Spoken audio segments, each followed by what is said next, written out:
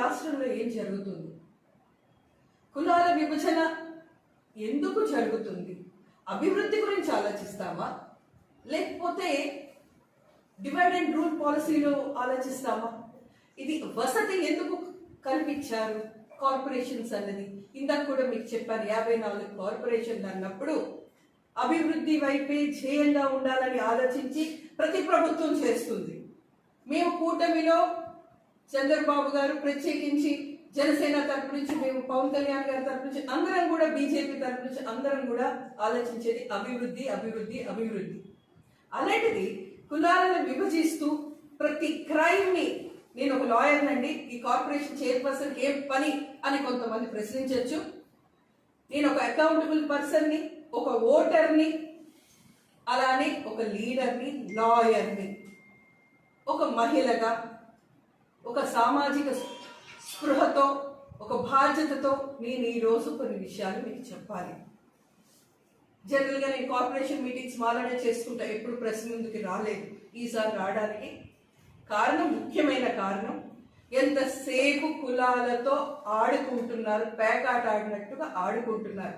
Crime కి కులం పెడుతున్నారు, పొలిటికల్ డెస్క్ కి కులం పెడుతున్నారు, అలానే ప్రతి ఒక్క విషయం మీద కాజ్ మీద ఫైట్ చేయడం లేదు.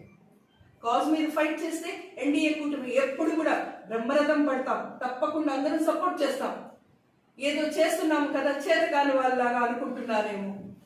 ఒకవైపు నుంచి చూస్తే అక్కడ జడా శ్రవణ్ గారు, నేను ఈరోజు ప్రత్యేకించి డైరెక్ట్గా చెప్పిన జడా శ్రవణ్ గారు, అలానే ప్రశ్న శ్రావణ్ గారు, ఇంకా నల్లకోట వేసుకొని చెప్పుకొని ఎంత ప్రాక్టీస్ ఉందో నాకు తెలియదు, కానీ ప్రతి ఒక్కరు కూడా ఇష్టం వచ్చినట్టు మాట్లాడుతున్నారు. అది ఎవరు? రజనీ అంటే ఒక ఆవిడ గురించి కూడా నేను కొన్ని మాటలు చెప్పాలి, కానీ మా పార్టీ నుంచి వచ్చిన వెలుగులే ఇవన్నీ. అక్కడ ఒక నామినేటెడ్ పొజిషన్ పడేసి ఉంటే ఈ రోజు అంత మాట్లాడడం జరిగేది కాదు. అలానే వైసీపీ కోవట్ల కింద ఎవరైతే ఈ రోజు మీడియా ముందొచ్చి ఎమ్మెల్యేలు, ఎంపీలు ఒక ఎత్తు, వెనక్కి నుంచి సపోర్ట్ చేసే, అది జడా శ్రవణ్ అవ్వచ్చు, లేకపోతే ప్రశ్న రావణ్ అవ్వచ్చు, జరుగుతున్నాయి. అసలు ఇష్యూస్ చూస్తే ఈ రోజు నడిబొడ్డున, విజయవాడ నడిబొడ్డున మేము కొన్ని విషయాలు లీగల్ గా కూడా నేను ఒక 2 విషయాలు చెప్తాను. ఇన్నాళ్ళు అసలు అందరూ సుగాలి ప్రీతి ఇష్యూ ఎక్కడ? జడా శ్రావణ్ ఇష్యూ ఏంటి? ప్రశ్న శ్రావణ్ ఏంటి? ఎందుకు అన్ని కలగాపులుగా ఈ రోజు ఒక కుంపట పెట్టి విజయవాడలో కూర్చొని ఎవరికి నచ్చినట్టు ప్రెస్ మీట్లు పెడుతున్నాడు? విషయం మీద మాట్లాడండి, విషయం మీద చర్చించండి. ఎవరికైనా చేసేది, నేను ఇందాక కూడా చెప్పాను, ఈ కార్పొరేషన్లు, కులాలు అనేది అభివృద్ధికి వెళ్ళాలి తప్ప డివైడ్ అండ్ రూల్ పాలసీలో ఎవడు మాట్లాడకూడదు, పద్ధతిగా ఉండదు. అసలు 2017 నుంచి ఈ రోజు వరకు సుగాలి ప్రీతి ఇష్యూని కావడి మీద మోసినట్టుగా మోసి ఇన్నేళ్లు పవన్ కళ్యాణ్ గారు ఇష్యూని పబ్లిక్ లో తీసుకొచ్చారు. సిబిఐ ఎంక్వైరీకి రిఫర్ చేశారు.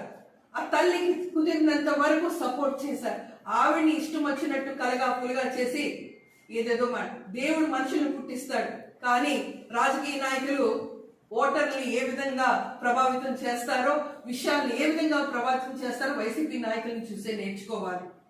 అదేవిధంగా ప్రశ్న శ్రావణ్, అదే జడా శ్రవణ్, వీళ్ళందరికీ పని లేదేమో.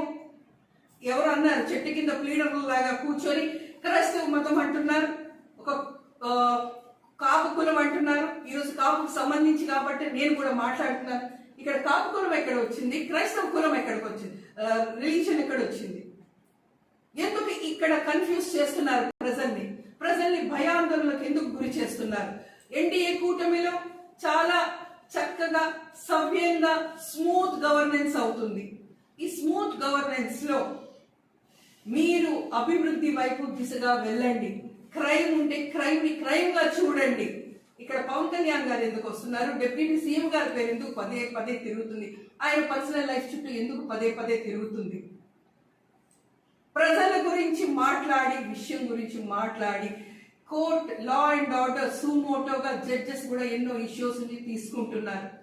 అలాంటి ఈ జ్యుడిషియల్ టైంలో మీరు మీ చేతుల్లో చట్టాలు తీసుకొని లా అండ్ ఆర్డర్ ని మీరు డిసైడ్ చేసే లైన్ లో వెళ్ళొద్దని చెప్తున్నా. ప్రజలందరికీ భయాందోళనలకు వెళ్ళకండి. ఇక్కడ ఏదో జరిగిపోతుంది కాదు. తాటాకి చప్పటికి ఎవరు భయపడేది లేదు. ఇష్టం వచ్చినట్టు పెరుగుతున్న ఈ వైసీపీ నాయకులకి ఒకే ఒక సమాధానం. పవన్ కళ్యాణ్ గారు ఆ రోజు ఏమన్నారు? ఏ కొడకల్లారా అన్నారు. ఆ విషయం మీద నేను చాలా మీ అందరూ సోషల్ మీడియాలో కూడా చెప్పాను. ఆ రోజు ఏ సందర్భంలో అన్నారో, ఎంతవరకు ఓపికతో సహనంతో ఉన్నారో అందరికీ తెలుసు. అది మీరిపోయిన తర్వాతే పవన్ కళ్యాణ్ గారు ఆ మాట అనడం జరిగింది. అది ఒప్పుకుంటున్నారే, ఎక్కడ దాక్కోలేదు. మీలాగా అమ్మల్ని, అక్కల్ని, పెళ్ళాల్ని, ఆడవాళ్ళని రోడ్లకు ఎక్కించే స్థాయి మాది కాదు. కూటమిలో women are protected and safe లో తీసుకున్నారు. ప్రశ్న రావాలి. ఆయన విషయంలో హెవియస్ కార్పస్ అని వేశారు. ఆయన క్లియర్ గా కనబడుతున్నప్పుడు వేర్ ఇస్ ద పర్సన్ అనేది ఎక్కడ సెట్ అవుతుంది? ఏదో చదివామా, లా పట్టా తీసుకున్నామా, నలుగురిలో మాట్లాడామా అన్న ఒక రజని, ఒక జడా శ్రవణ్ గారు, ఇంకా XYZ ఎవడో సోషల్ మీడియాలో నోటుకు వచ్చినట్టు కూస్తున్నాడు. ప్రతి ఒక్కడికి ఇదే సమాధానం. మీరు కోర్టుకు వెళ్ళండి, చెయ్యండి.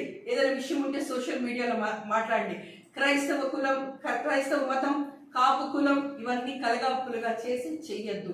ఇక్కడ కార్పొరేషన్ నుంచి మా అందరి బాధ్యతగా, మా డైరెక్టర్లు, నేను ఇక్కడ ఒక సమాజం మీద బాధ్యతతో చెప్తున్నాం. కార్పొరేషన్స్ అనేది, కులాలు అనేది అభివృద్ధి కోసం పెట్టే ఒక ఇది. దాన్ని మీరు క్లబ్ చెయ్యొద్దు. ఇది డివైడ్ అండ్ రూల్ పాలసీ కింద మీరందరూ కూడా చేస్తున్న ఇది. ఒక ఈస్ట్ ఇండియా కంపెనీ అప్పట్లో చేసేది, ఆ శాఖలోంచి వచ్చిందేనేమో ఈ వైసీపీ కులం అనేది.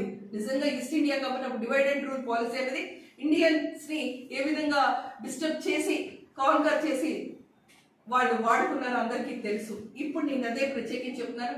ఇక్కడ ఆంధ్రప్రదేశ్లో ప్రజలు తెలివైన వాళ్ళు, సమయస్ఫూర్తితో స్పందిస్తారు, సమయస్ఫూర్తితో డెసిషన్ తీసుకుంటారు. మీరు దీన్ని రివైర్ చేయాల్సిన బాధ్యత మా అందరి తరపు నుంచి. కాబట్టి మీ అందరం కూడా కూటమి తరపు నుంచి ఈ విషయం ఏదైతే జరుగుతుందో అందరం ఖండిస్తున్నాం. ఖండించడమే కాదు, ప్రజలకు చెప్తున్నా, ఏం జరగడం లేదు. ఊరికి తిన్నది అరక్క కొట్టు సస్తున్న వైసీపీ నాయకులకి, దాన్ని సపోర్ట్ చేస్తున్న ప్రతి ఒక్క లీడర్కి, అసలు ఎవడండి ప్రకాష్ రాజ్ ఎవడు? ఒక యాక్టర్ అంతే కదా. అది ఏమైనా సోషల్ రెస్పాన్సిబిలిటీ ఉందా? సోషల్ రెస్పాన్సిబిలిటీ ఎవరా? సోషలిస్టా? He's just time pass credentials is doing it. అలాగే మిగతా వాళ్ళ పేర్లు పెట్టి నేను ఇప్పటికే పెద్దవాళ్ళు చేసేసాను. వాళ్ళందరినీ మేము అసలు we don't even bother. We care a damn. ఎందుకు అంటున్నానంటే ఇంకంతకంటే మాట్లాడితే అది బాగుండదు. వాళ్ళని ఎక్కడ నోళ్ళు అక్కడ పెట్టుకొని, ఒళ్ళు దగ్గర పెట్టుకొని, మర్యాద అంటూ ఒకటి బిహేవ్ చేసి మాట్లాడడం నేర్చుకోమని మా కూటమి తరపు నుంచి మా నాయకులు, మా డైరెక్టర్స్ అందరం కూడా ఖండిస్తూ దీన్ని ఎక్కడ ఆపండి, ఇంకా ఆపండి. ఇక్కడి నుంచి ఏమన్నా మితి మీరితే మొత్తం కాపు కులంలో ఉన్న ప్రతి ఒక్కడు కూడా దీన్ని ఏ విధంగా తీసుకెళ్లాలో చేసి చూపెడతాం. This is what our warning. As a chairman, we are doing it. Thank you.